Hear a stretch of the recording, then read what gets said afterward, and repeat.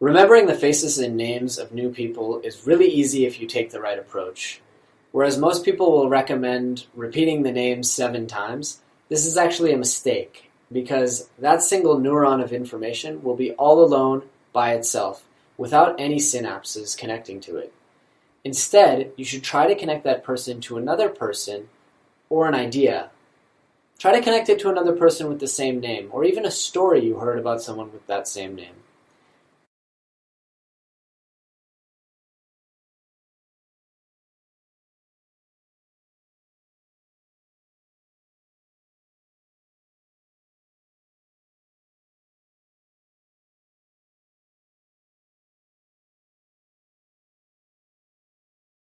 What is one feature that Stephanie has in common with another Stephanie you know?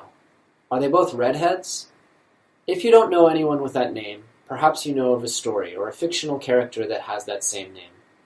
You can then picture them in that story, and try to do it with as much detail as possible to create an effective marker. Then, when you need to recall that their last name is Jones, you'll remember the image of them wearing a hat and carrying a whip, just like Indy did in Raiders of the Lost Ark.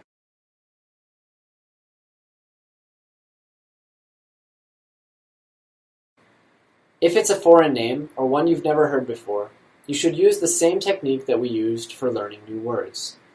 Any crazy example will work, and the more ludicrous or silly the example is, the more likely your remembering will function when you call up the name. Sanjana, for example, is a pretty exotic name for most English speakers.